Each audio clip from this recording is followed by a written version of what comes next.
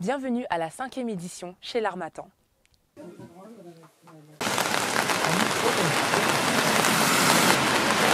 C'est bon.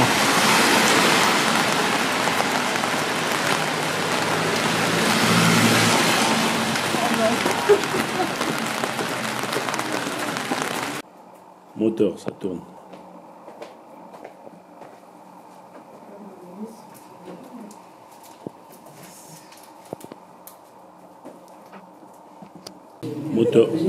Moteur, ça tourne.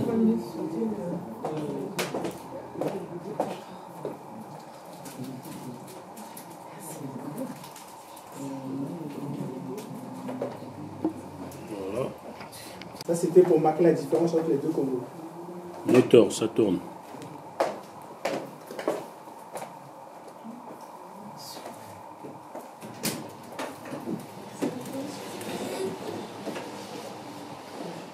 Présenté par Monsieur Richard Osama Lemois, que j'invite d'ailleurs sur scène pour présenter sa biographie. Avec votre applaudissement. Qui va lire la biographie?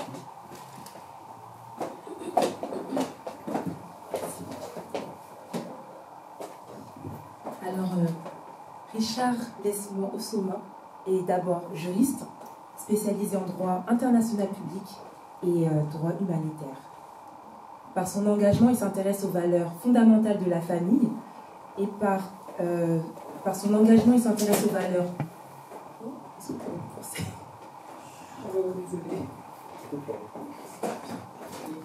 Du coup, par son engagement, il s'intéresse aux valeurs fondamentales de la famille, à l'évolution des sociétés contemporaines et africaines, au brassage des cultures.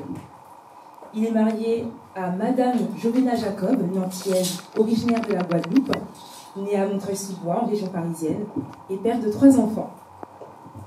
Alors, tous des garçons, notamment Yael Arthur, Nathanaël Richard et Kaylan Eli. Autour de plusieurs ouvrages, parmi lesquels des romans, des essais, des pièces de théâtre, des nouvelles, quelques bandes dessinées, Richard Osama Lemois s'explique, enfin plutôt s'implique depuis 2019 dans la lutte contre la drépanocytose, donc auprès des personnes précaires en Afrique centrale, donc notamment en République démocratique du Congo, au Cameroun, au Tchad, au Gabon et au Congo. En août 2022, son action drépanocytose s'étend au Burkina Faso et en Guinée-Conakry. Richard Osama Lemois est également présent au front de l'autonomisation des femmes et par la promotion des droits des femmes au Congo-Brazzaville. Et tous ces combats, menés avec entrain et persévérance, expliquent son statut d'écrivain humaniste.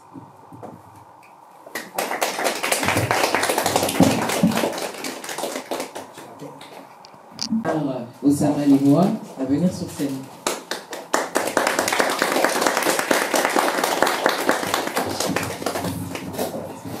Merci.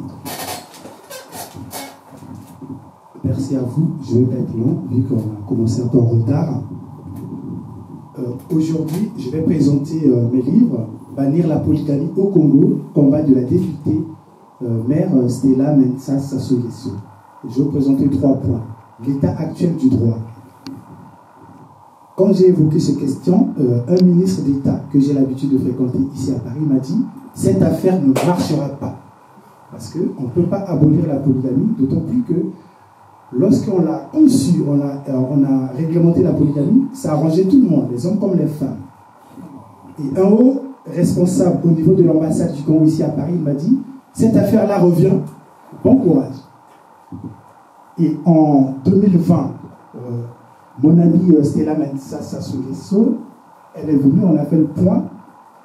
Qu'est-ce qui se passe? Elle m'a dit, le texte, la proposition de loi pour abolir la polygamie au Congo a été bloquée par le président de l'Assemblée nationale du Congo. Et d'après les articles 92 suivants du règlement intérieur de l'Assemblée nationale du Congo, lorsqu'une proposition de loi a été déposée dans les délais et qu'elle n'a pas été examinée jusqu'à la fin du mandat des députés, eh bien, cette proposition de loi devient caduque. Donc, en 2022, c'était la fin de la législature au Congo, et du coup, ce texte n'a pas été examiné au bureau de l'Assemblée nationale ni dans la commission des lois, donc elle est devenue caduque. Et du coup, bannir la polygamie pour nous, ça devient une chimère, quelque chose qui ne sera pas réalisé. Ça, c'est l'état actuel du droit. Cependant, nous les juristes, nous avons toujours une subtilité quand on fabrique des lois. On a introduit dans les articles 92 et suivants du règlement intérieur de l'Assemblée nationale du Congo une subtilité juridique en disant ceci: lorsque une proposition de loi ou un projet de loi n'a pas été examiné au cours de la législature, il n'empêche que dans d'autres législatures suivantes, un autre député ou même le gouvernement puisse se saisir du sujet, le représenter d'une autre façon. Ce qui nous donne un espoir dans notre combat. Voilà l'état actuel du droit. À travers ces deux livres, le premier livre pose le problème. Quels sont les avantages de la polygamie au Congo et en Afrique en général? Ce sont les arguments. On connaît les arguments. Ce sont les traditions, c'est depuis les ancêtres, identité bantou, tout ça on connaît. Quels sont les arguments contre la polygamie? Ça, on rentre dans la modernité. Car, et ça c'est le livre, le tome 1 qui le dit clairement, pour accéder à la modernité, il faut changer des habitudes, des comportements. Ce n'est pas parce que la polygamie c'est une tradition que nous pouvons la garder, vu les ravages que ça cause au regard de la famille, au regard de la question de santé publique, car la drépanocytose par exemple, c'est une maladie héréditaire du sang, et les mariages consanguins au Congo-Brazzaville, dans le Poul, à Makwa et dans la partie septentrionale du Congo, génèrent la drépanocytose. Et sans compter des infections sexuellement transmissibles. Et tout à l'heure, il y a ma consoeur, sexologue, psychologue, elle va vous expliquer un témoignage du Sénégal.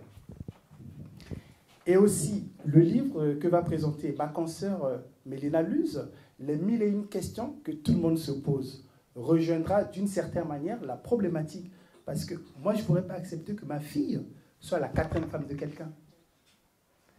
Je ne peux pas non plus accepter que ma sœur soit soumise à la simple dot. Et dans le tome 2, le volume 2, il est dit, la dot ne fait pas le mariage. Ce n'est pas parce qu'un monsieur s'est présenté à vos parents, premier vent ou tout ce que vous voulez, que vous avez épousé. Non, parce que quand le mari décède, et si vous êtes resté dans le service de la dot, vous ne pouvez pas hériter des biens du mari. Alors que vous avez fait des enfants, vous avez sacrifié toute votre vie pour l'attendre. Vous attendez un mari qui ne viendra pas. Et c'est pour ça la polygamie, c'est un amour volé pour la femme. Et enfin, dans les propositions, on a discuté, on ne peut pas abolir la polygamie pour satisfaire le droit international. Parce que la doctrine internationale aujourd'hui, c'est favoriser la femme, renforcer les programmes d'égalité, ce que Madame la conseillère se bat dans sa ville. Elle renforce beaucoup les programmes d'égalité, que ce soit dans des congés de travail, en matière d'assistance éducative, dans la vie familiale, c'est très bien. Mais nous n'allons pas abolir la polygamie parce que l'Europe nous le demande. Mais nous le bannirons pour pouvoir permettre un changement de mentalité, la lutte contre la corruption, comment juguler les infections sexuellement transmissibles et toutes les autres maladies héréditaires du fait de cette pratique qui ne tient plus. Donc voilà succinctement ce que je peux dire sur cette question. Donc la question elle est très vaste. Ne regardez pas le passé douloureux de l'Afrique. Si vous regardez ça, l'Afrique n'avancera pas. 91% des produits vivriers produits en Afrique sont produits par les femmes. Et les métiers des services de l'éducation et de la santé sont remplis par les femmes. Et d'après le dernier rapport de l'OCDE de 2022, les femmes réussissent mieux en entreprise. Les entreprises dirigées par des femmes résistent mieux par rapport aux hommes, même si les entreprises des femmes n'ont pas beaucoup de carnets d'adresses. Et enfin, à l'échelle de l'Europe du Nord, les femmes sont les mieux qui portent la paix dans les sociétés.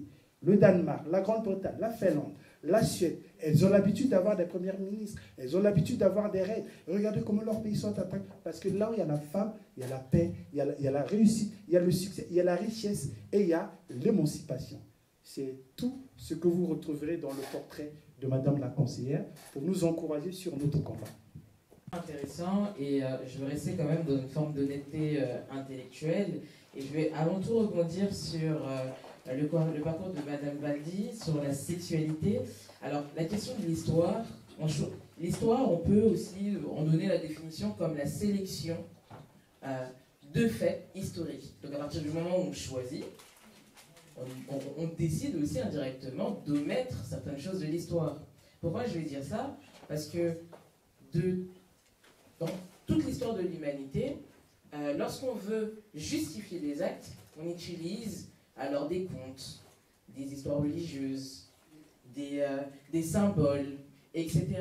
Et ça, c'est pour faire la guerre aussi pareil. Je veux dire que pour envoyer des troupes aller faire la guerre, on n'a pas dit aux personnes, vous allez vous battre pour les industriels. Bien sûr que non. On leur a chanté des valeurs de patrie, de renforcement, que la patrie était attaquée. C'est ce qui va justifier, ce qui va permettre à l'homme, bien évidemment, de se dépasser. Mais ce n'est pas la question. Donc je reviens sur la question de la sexualité.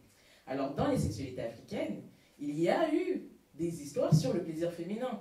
Je prends par exemple la pratique du kunyaza au Rwanda, qui est une pratique ancestrale, où d'ailleurs c'est madame qui va tromper son cher mari, d'ailleurs, qui est un homme de pouvoir.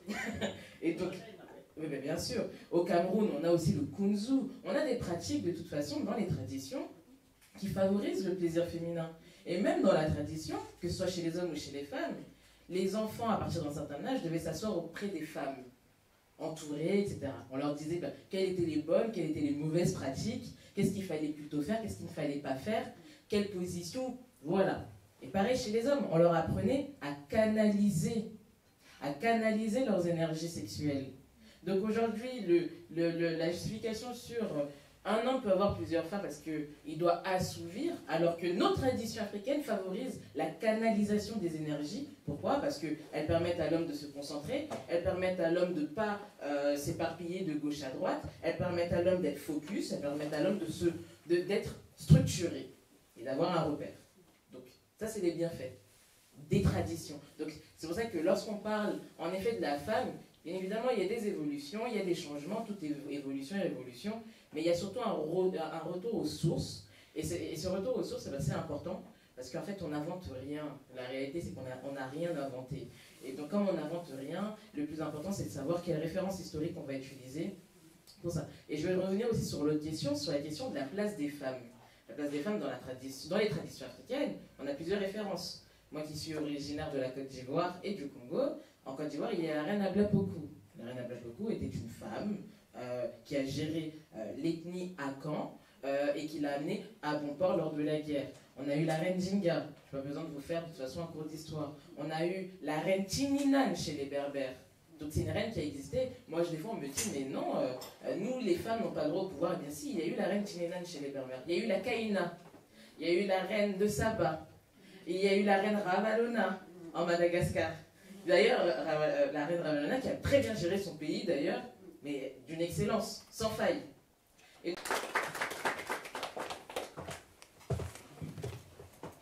Merci beaucoup. Bonjour tout le monde. Je vais essayer de m'asseoir, si ça ne bouge pas trop. Vous m'entendez? D'accord. Alors, c'est quand même un sujet assez compliqué, hein Richard? Bannir la polygamie, c'est pas évident. Et puis, comme on a essayé un peu de le voir, vous avez brossé un peu le sommet. On se rend compte que c'est une question qui suscite beaucoup de questions, parce qu'il y a toute une structure familiale aussi qui est mise en jeu. Et puis, il y a beaucoup de... on peut rester toute une journée en train de parler que de ça, ou des jours en train de parler que de ça. Donc, on va aller vraiment sur le sujet en tant que tel. Pourquoi bannir la polygamie? Alors, moi, je vais aborder le sujet beaucoup plus sur le plan sexuel ou un peu sensuel.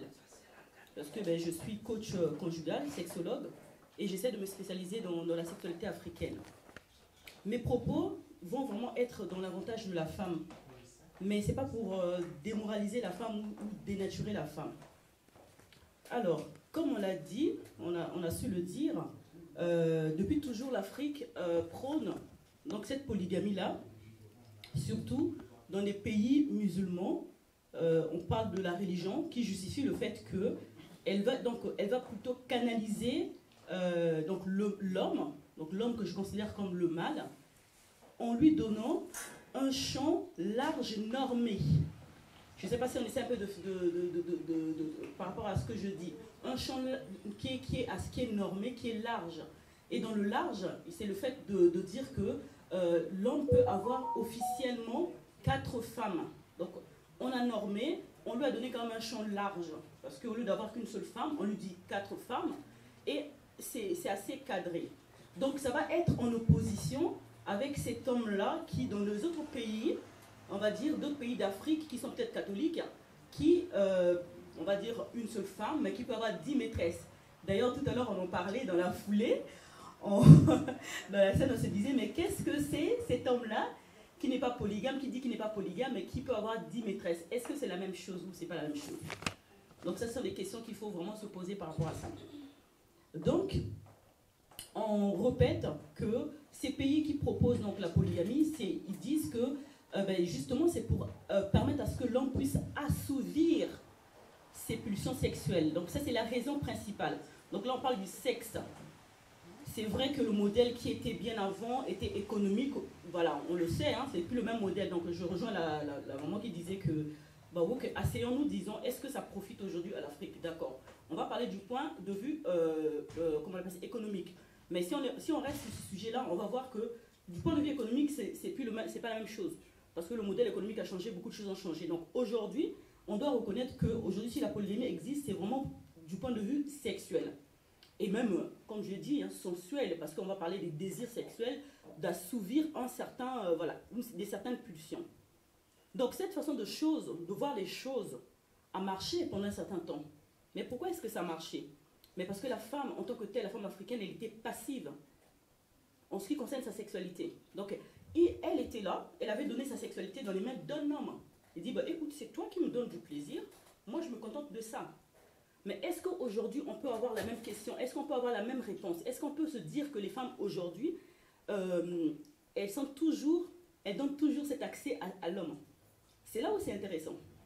Parce qu'aujourd'hui, la femme africaine, elle est plus qu'active dans sa sexualité. Parce que les choses ont changé. Ça ne veut pas dire qu'elle devient dévergondée. Non, c'est pas ce que je veux dire. Elle est devenue plus qu'active. Elle aussi, elle veut jouir. Donc, du fait qu'elle veut jouir, elle va pouvoir être un peu plus exigeante. Donc, déjà, quand on essaie de regarder là, on voit quand même qu'au niveau de l'homme, c'est aussi un danger d'être polygame. Pour illustrer ce que je suis en train de dire, je vais donner un exemple. Un exemple qui s'est bien passé, et ça se passe au Sénégal. Pourquoi au Sénégal? C'est parce que je vois que ça reste un pays, donc c'est un pays qui est musulman, qui autorise la polygamie, mais qui même essaie d'en parler dans des divertissements. Donc il s'agit d'une série télévisée qui a été, vraiment, tout le monde regardait, mais ils ont mis en place, ils commencent à parler un peu de ces débats-là. Il y a donc une de ces séries où on met en évidence cet homme-là qui avait 4 femmes.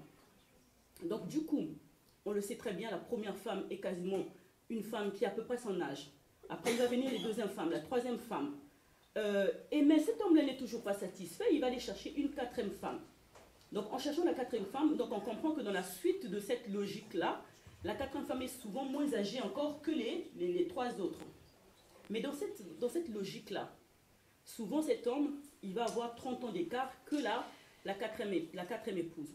Mais pensez-vous vraiment que cet homme qui a 30 ans avec sa 4e épouse va pouvoir satisfaire sexuellement cette femme-là? Ben non, certainement pas.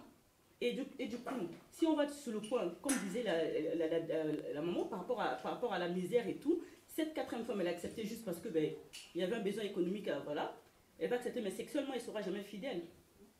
Et du coup, dans cet exemple-là, cet homme-là, lors des examens de routine, s'est vu contracter la maladie, le VIH-Sida.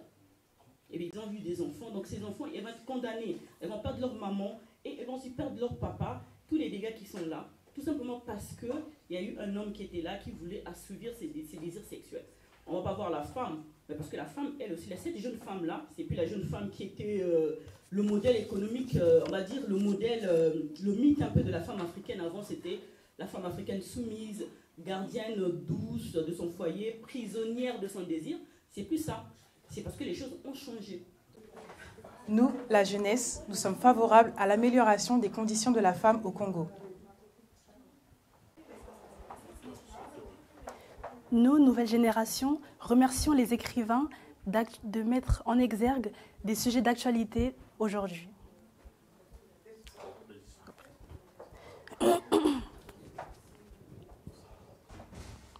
Nous, nouvelle génération, remercions les écrivains de mettre en exergue des sujets d'actualité tels que la femme.